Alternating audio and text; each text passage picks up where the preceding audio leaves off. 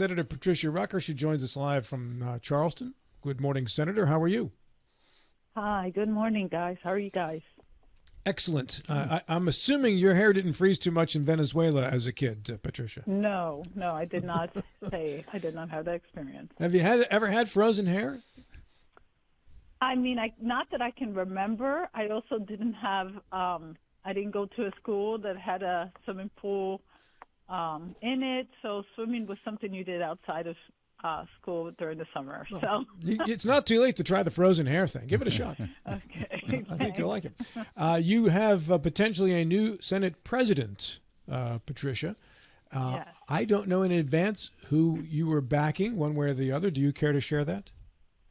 I did support Randy Smith from the get-go. So that worked out well. It is the person that I supported. Yeah. Why did you support Randy Smith of the three who were being considered?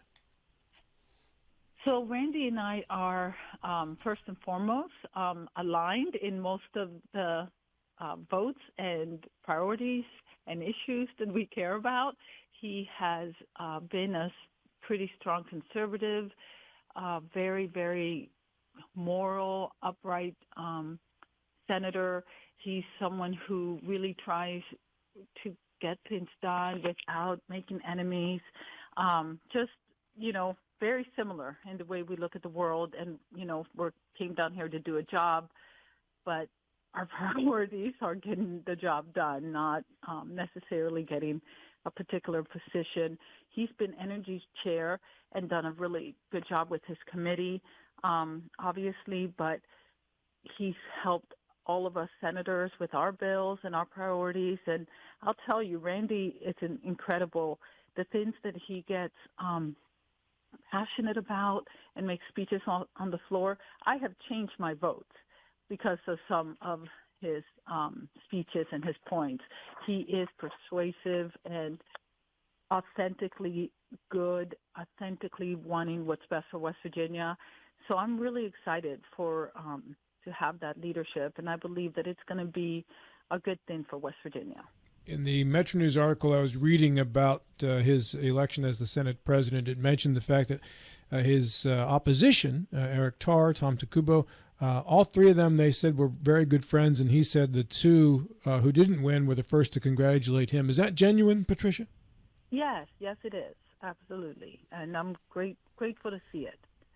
All three candidates were qualified, good people. I'm just very grateful that Randy Smith won, and I did support him. He is a good friend. Does this vote have to occur again in January? Yes, the formal vote will occur on the Senate floor. And will there be any different people voting? It'll all be the same people in January. I'm not really certain. I mean, we know that at some point Senator Trump is moving on to the Supreme Court of Appeals. I'm pretty sure that has to happen before we gavel in, but, I'm not completely certain of, exactly when. And we have Senator Mark Hunt, who was elected state auditor, so he also at some point will be moving on, but I'm not certain when. Was the vote close enough that with two new people voting that this could be a different result in January? I do not think so. And I think we in the Senate have pretty much agreed that we will support the person who won our caucus vote. And I think what you will see is what you've seen in past years, where it's pretty close to unanimous, if not unanimous. Matt? I was just wondering if the vote as it was laid down now, as you said, would become official, once the legislative session begins.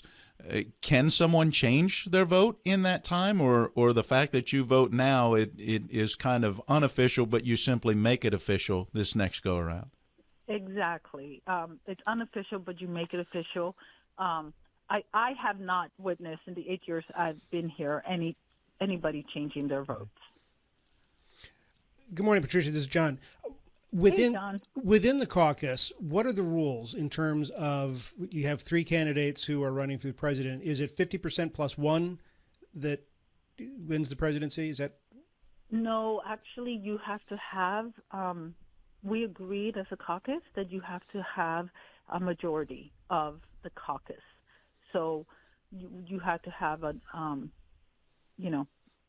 like you said, 50% plus one of the caucus, and Randy surpassed that. So I think we're good. You did you have another one, John? Well, I'm just thinking mathematically, there's still two Democrats. So if it got all right, thrillers. So if it got really bitter and it was really 50% plus one, if that's the vote. We have enough votes, even with the Democrats having voted for someone else. We're trying to stir something up, Patricia. Obviously, I don't know how to assure you guys anymore. I'm telling you right now, he's the guy. Patricia. We're going to be good, guys, and I think we should definitely get to know Randy. If you guys would like to have him on your show, I'm sure that he would be happy to, be on sometime. Yes, I got his number yesterday. I'll be texting him today to see if we can set something up. But thank you. If you want to intervene and put in a good word for us that we're the guys on the radio who tried to overthrow him in the interim, that probably wouldn't help. You talked about him speaking passionately on subjects. What are his passion subjects? Well, it's going to sound like a platitude, but the things he gets passionate about are the people of West Virginia. He's had, one of his most memorable speeches had to do with the possible closing of a local hospital in his district, which is very rural. And oh my goodness, it was he just did such a beautiful job. Our responsibility to take care of those who can't take care of themselves, how the closure of this hospital would require folks to, probably die because of the distance to the next closest hospital, how this is one of the core things in government is to ensure access to necessary things. And he just did a beautiful job. And he really gets passionate about things that affect the everyday West Virginian. He is a coal miner.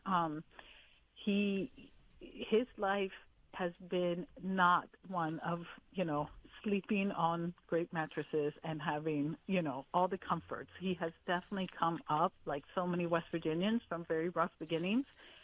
And he knows and understands what they're going through. And he ran to try to make life better for them. And he's just got an amazing story, and then that focus that he hasn't lost after all these years.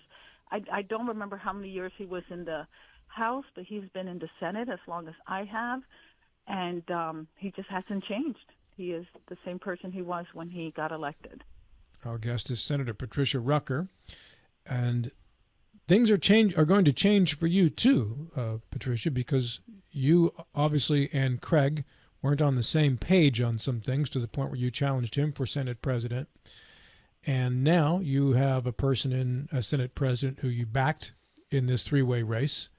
Have you any idea at this point what committee selections will be made and specific to you?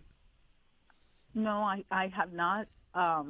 He has not made his decisions yet. And I can tell you that I did not ask for any particular committee assignment other than I wanted to go back in rulemaking. I did ask for that. But other than that, we'll see. I know I feel I can trust Randy. He's going to make the best decision. He knows what my talents are and my abilities and my passions, and I'm sure he will keep that in mind. And what are those passions and abilities as you assess yourself, Senator? Well, as you guys know, education has always been a focus. So has child welfare. And even though we've made inroads in both of those things, I still feel there's a lot more that can and should be done. And I'm also interested in reform of the agencies, regulations, and those type of things, which is why I want to get back into rulemaking. When I was on the Rulemaking Review Committee for 3 years, I think I was doing a pretty good job of making the agencies really justify the regulations that they were adding to the businesses and the people of our state. And when I was removed from rulemaking, unfortunately, there hasn't been quite the same level of scrutiny, and I just think that scrutiny is absolutely crucial. We pass the laws, but the agencies get to determine how to implement. And that rulemaking review committee is the committee that has the oversight over how they're implementing the laws that we pass. And it can make a huge difference. I mean, you guys know and you hear stories of things businesses have to go through in order to open their doors. And it takes a lot longer in the state of West Virginia than in surrounding states. We need to fix that. There was a special session that the governor tried to call for this past weekend. It actually didn't happen ultimately. And as we all understand it, piecing information together over this last half week or so, it really had to do with a major project in Logan County that was going to involve some solar panels and a lot of use of coal. I understand it in talking with Delegate Height yesterday that this probably will be considered in the regular session coming up. Senator Rucker, what do you know about this project in Logan County, and any thoughts on how it's going to proceed if it does? So I don't know much more than what Delegate Height told you. I also know that the bill that they were considering was putting into place up to 5 such things, whatever it is. The definitions were pretty broad.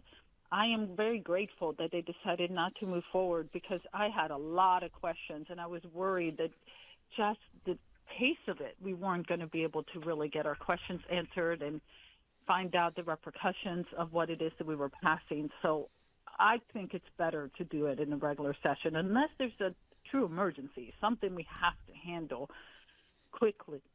I just think it's better to let the process work the way it's supposed to. Was that symptomatic of the Justice Administration in that he didn't come from the political world, Senator Rucker? He came from the business world where it's, here's what we want to do, let's get it done now, as opposed to how things work in the legislature, which is there's 134 elected people here who have questions and need to get a lot of information before we move forward. Exactly. I think you nailed it on the head. And both have validity, right? Because there is a time and a place for quick action. But we, the legislature, already have given our Economic Development Office a lot of latitude. I mean, they can do a lot of things without needing to call us in to change law. So, again, if there is something that requires us to pass a law, it should be thoughtfully done because whatever you do is going to affect more than one thing. Every single law we pass, you have to take into account, the effects on the counties, the cities, the citizens. What is it that they're asking of us to do and how it's going to impact future legislatures. So all of these considerations, I mean, they're just important. But having said that, yes, we do give our Economic Development Cabinet Secretary a lot of flexibility, a lot of ready to go, this is what you can do to try to attract a business. So I do understand that some things do have to move at the speed of business. How does the introduction of Governor Patrick Morrisey change that dynamic, if it does at all? Well, clearly I think Patrick has a better understanding of the legislative process and the role of governor, role of the legislature, role of the Supreme Court. I also think that Patrick tends to be someone that is, and I can call him Patrick, he's a friend of mine too. But Governor-elect Patrick Morrisey, I think, is very thoughtful in most of the things that he does. And, of course, in the role that he's had as our Attorney General for 12 years, he has had to be very thoughtful. He can't afford to make mistakes. He's had to go even before the Supreme Court to defend our bills. And I think we've seen he is someone who is very careful, very methodical, knows what he's doing, and doesn't jump in unless he knows exactly what the conditions of the water are. Patricia, I'm thinking and wondering what you're thinking when it comes to this next legislative session with the new governor, with the new Senate president, with the new contingency of folks representing the Eastern Panhandle, folks that have been in some of the high positions that are now not going to be there. What are kind of your expectations or anticipations for the upcoming session? I am really looking forward to the upcoming session. I think the Eastern Panhandle It's only growing in influence. That is not going to change with any of the changes that have occurred. I know that there are folks that, are worried because we are not going to have a Senate president that is from the Eastern Panhandle, but we have one that absolutely understands the importance of the Eastern Panhandle and has a very good grasp of what we're dealing with. And we also have a governor from the Eastern Panhandle, which is hard to match in terms of, like having someone that actually knows the Eastern Panhandle in the governor's office. You can't really match that type of, I guess you'd say support. I was trying to think of the right word. And in this next legislative session, we are bringing in some great new legislators that are very eager to get to work, who are, extremely qualified.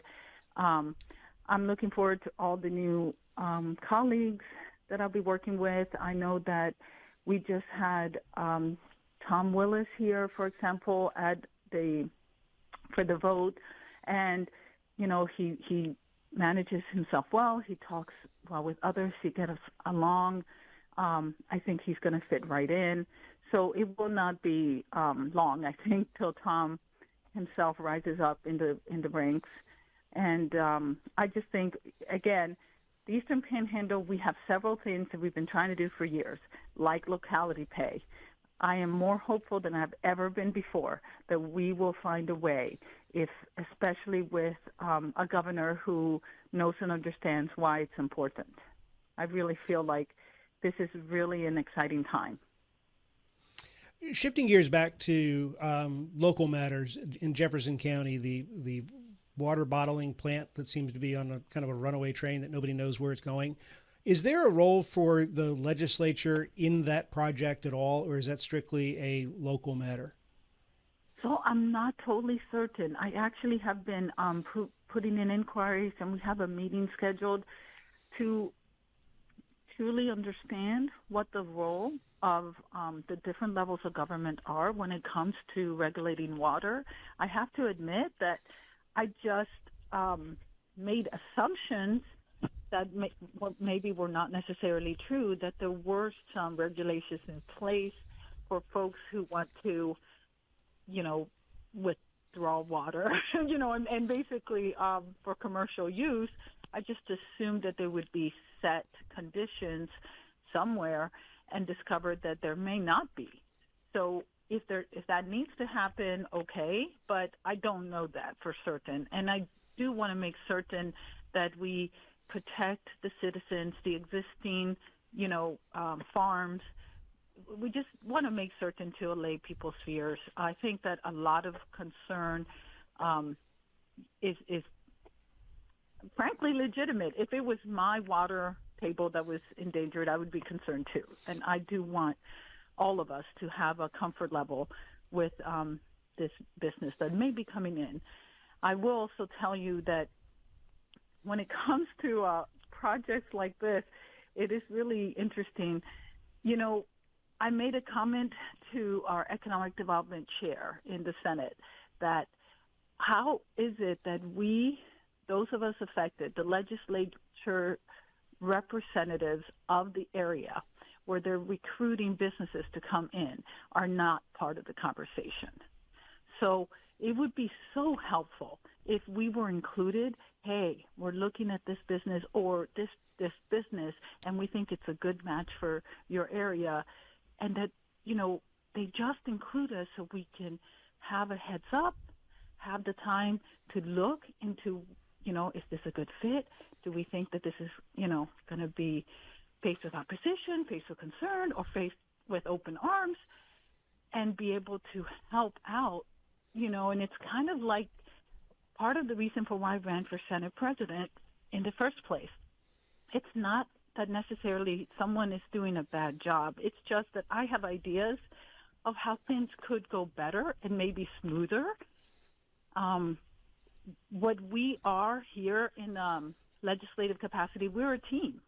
This isn't a CEO in the legislature. You run for the governor's office if you want to have a CEO type of thing. But here, We are a team, and if there was better communication and cooperation, things would be better, and not just for the businesses who are interested in coming, but also for the citizens, because you would have their elected legislative body able to communicate and let them know what's going on. And I think that would decrease the concerns, decrease the outcry, and increase understanding, cooperation.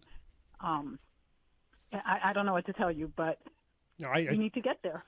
It's a great idea. And I think in terms of this water issue, where you have millions of gallons of water in a day in a state that is so, in an area, but also in a state that is so aquifer dependent, this is precedent setting. If I could plant a bug in the ear of wherever it needs to be planted, I think this really does need to be looked into. I agree. And then there's the questions of the pollution plume that's in that area that we have to make certain does not get into our water supply. So those things are very important. Senator Rucker, about a minute left.